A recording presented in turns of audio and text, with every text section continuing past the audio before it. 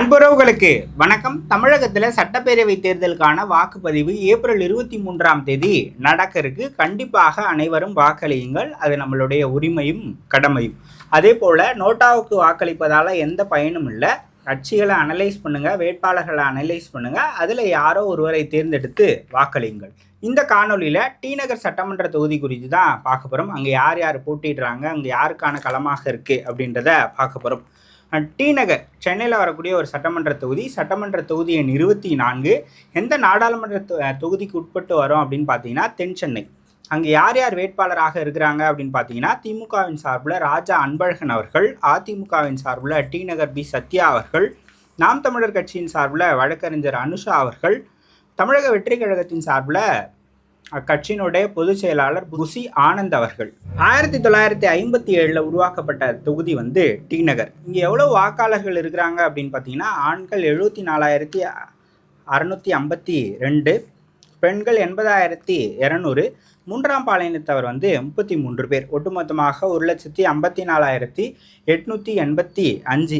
எவ்வளோ வாக்குச்சாவடிகள் பூத் இருக்குது அப்படின்னு பார்த்தீங்கன்னா 229. என்னென்ன சமூகங்கள் பெரும்பான்மையாக இருக்கிறாங்க அப்படின்னு பார்த்தீங்கன்னா வன்னியர்கள் 24%, பிராமணர்கள் 16%, பறையர் சமூகம் 12%, நாடார்கள் 10%, நாயுடு சமூகம் 8%. ஒட்டுமொத்தமாக மற்ற சமூகங்கள் அப்படின்னா 30% இருப்பாங்க. இதுவரை இங்கே காங்கிரஸ் 4 முறை ஜெயிச்சிருக்கிறாங்க, அதிமுக 4 முறை ஜெயிச்சிருக்கிறாங்க. அதில் 2006, 11, 2016 அப்படின்னு ஹாட்ரிக் வெற்றியை டி நகரில் அதிமுக பதிவு பண்ணி இருக்குது. அதிமுக இங்கே 4 முறை ஜெயிச்சிருக்கிறாங்க. அதில் 2006, 11, 2016 அதிமுக ஹாட்ரிக் வெற்றியை பெற்றிருக்கு. திமுக இங்கே 5 முறை ஜெயிச்சிருக்கிறாங்க. கடைசியாக 2021 ஜெயிச்சாங்க. அதுக்கு முன்னாடி 2001 தான் ஜெயிச்சாங்க. 2021 தேர்தல் முடிவுகளை பார்த்தோம் அப்படின்னா திமுக 56,035 வாக்குகளையும், அதிமுக 55,898 வாக்குகளையும் பெற்றாங்க. மிக குறைந்த வாக்கு வித்தியாசம்தான். தமிழ்நாட்டிலேயே போன தேர்தலில் 137 வாக்குகள் வித்தியாசத்தில் வெற்றி தோல்வி தீர்மானிக்கப்பட்டது இந்த தொகுதியில் தான்.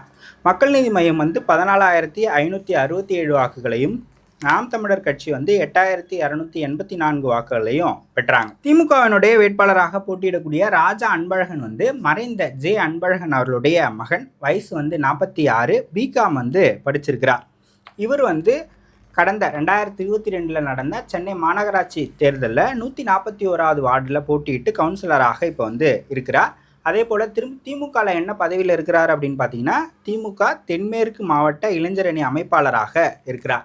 இவருடைய அப்பா ஜே அன்பழகன் அவர்கள் 2001 டி நகரில் போட்டியிட்டு வெற்றி பெற்றவர். 2006 டி நகரில் தோல்வி.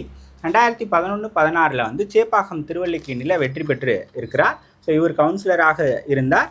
இப்போ அவருக்கு சீட்டு கொடுக்கப்பட்டு இருக்குது. ஜே அன்பழகன் அவர் திமுகவில் மாவட்ட செயலாளராக இருந்தார். சென்னை மேற்கு மாவட்ட செயலாளராக இருந்தார். ஸோ அவருடைய மகன் தான் ராஜா அன்பழகன். அவருக்கு திமுகவில் சீட்டு கொடுத்துருக்குறாங்க. டி நகர் பி சத்யா அவர்கள் அதிமுகவினுடைய வேட்பாளர். அவர் தென் சென்னை வடக்கு மாவட்ட செயலாளராக இருக்கிறார். 2016-2021 டி நகருடைய எம்எல்ஏவாக இருந்தவர். கடந்த முறை 137 வாக்குகள் வித்தியாசத்தில் தான் தோல்வியை தழுவினார். இப்போ மீண்டும் அதிமுகவின் சார்பில் அவர் வேட்பாளராக அறிவிக்கப்பட்டிருக்கிறார். ஸோ சென்னையில் இருக்கக்கூடிய நல்ல அதிமுகவினுடைய ஆக்டிவாக இருக்கக்கூடிய மாவட்ட செயலாளர்களில் இவளும் ஒருத்தர். ஸோ கட்சி அங்கே கட்டமைப்பு ரொம்ப பலமாகத்தான் இருக்குது.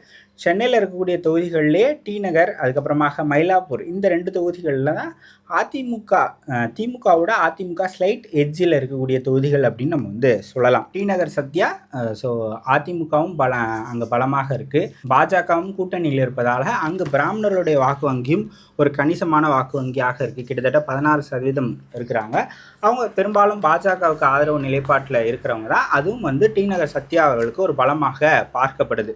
அதே போல் தமிழக வெற்றி கழகத்தின் சார்பில் புசி ஆனந்த் அவர்கள் போட்டியிடுகிறார். வயசு 61. நிறைய சர்வேகள் தமிழக வெற்றி கழகத்தின் சார்பில் எடுக்கப்பட்டிருக்கு. அதில் நகர்ப்புறங்களில் நிறைய வாக்குகள் வந்ததால் முக்கியமான தலைவர்கள் எல்லாம் நகர்ப்புறங்களில் போட்டிடுறாங்க. இதில் டி நகர் தொகுதி உங்களுக்கு வெற்றி வாய்ப்புள்ள தொகுதியாக அந்த சர்வேக்களில் கிடைச்சதன் மூலமாகத்தான் இங்கே தாவேகாவினுடைய பொதுச் செயலாளர் புசி ஆனந்த் அவர்கள் போட்டியிடுகிறார். அவர் புதுச்சேரியை சேர்ந்தவர். 2006-11 புதுச்சேரியில் எம்எல்ஏவாக இருந்திருக்கிறார். அதன் பிறகு 2011 2016 போட்டியிட்டு தோல்வி அடைஞ்சிருக்கிறார். விஜய் மக்கள் இயக்கத்தை அவர் தான் நிர்வகிச்சுட்டு வந்தார். விஜய் மக்கள் இயக்கத்தினுடைய பொதுச் செயலாளராக அவர் தான் இருந்தார். அப்புறம் விஜய் மக்கள் இயக்கம் தமிழக வெற்றி கழகமாக ஆனதிலிருந்தும் அவர் தான் பொதுச் செயலாளராக இருக்கிறார். ஸோ அந்த கட்சியில் ஆக்டிவாக ரொம்ப சூப்பராக செயல்பட்டுக்கிட்டு இருக்கிறது அப்படின்னு பார்த்தீங்க அப்படின்னா புசி ஆனந்த் அவர்கள் தான். ஸோ அவர் வந்து டி நகர் தொகுதியில் போட்டியிடுகிறார். நாம் தமிழர் கட்சி வழக்கறிஞர் அனுஷா அவர்கள் வேட்பாளராக போட்டியிடுகிறார். அவங்க வந்து பிராமின் சமூகத்தை சேர்ந்தவங்க. ஸோ இங்கே ஒரு 16% பிராமணர்கள் இருக்கிறாங்க இந்த தொகுதியில்.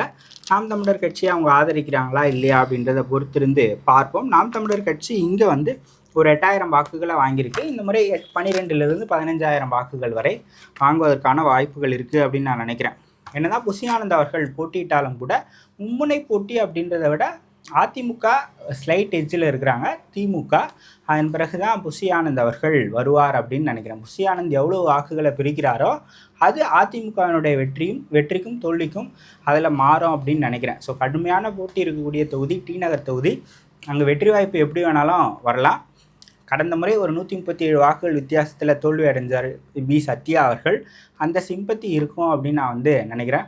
ப்ளஸ் தொடர்ச்சியாக கடந்த 5 ஆண்டுகளாக அவர் கணப்பணியில் தான் இருக்கிறார்.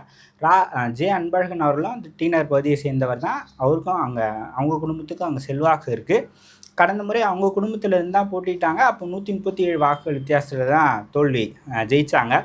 இப்போ அவருக்கு சீட்டு கொடுக்கல. இப்போ கரண்ட் எம்எல்ஏவாக இருக்கிற கருணாநிதிக்கு சீட்டு கொடுக்கல. அவர் பகுதி செயலாளர் பதவி வேறு ராஜினாமா பண்ணிட்டாரு.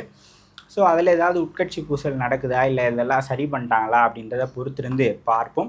இப்போதைக்கு டி நகரில் இவங்க தான் ஜெயிப்பாங்க அப்படின்னு பின் பாயிண்ட்டாக சொல்ல முடியாது. அங்கே தேர்தல் முடிவுகள் எப்படி வேணாலும் மாறலாம். அதிமுக vs திமுகன்னு தான் அங்கே வந்து களம் இருக்குது. இதில் புசி ஆனந்த் எவ்வளோ வாக்குகளை பிரிக்கிறாரோ அதை பொறுத்து வெற்றி தோல்வி யார் வேணாலும் ஜெயிக்கலாம், யார் வேணாலும் தோக்கலாம் அப்படின்ற மாதிரி வரும். ஒரு டஃப் ஃபைட் தான். ரொம்ப குறைவான வாக்கு வித்தியாசத்தில் தான் அங்கே வந்து வெற்றி தோல்வி முடிவாகும் அப்படின்னு நான் வந்து நினைக்கிறேன். நீங்கள் என்ன நினைக்கிறீங்க? அங்கே யார் ஜெயிச்சா சரியாக இருக்கும், அங்கே யார் சட்டமன்ற உறுப்பினராக வருவதற்கான வாய்ப்புகள் இருக்குது அப்படின்னு நினைக்கிறீங்க அப்படின்றத கமெண்ட் செக்ஷனில் சொல்லுங்கள். இன்னொரு காணொலியில் சந்திக்கலாம். கண்டிப்பாக ஓட்டு போடுங்க. ஓட்டு போடுறது நம்மளுடைய உரிமை.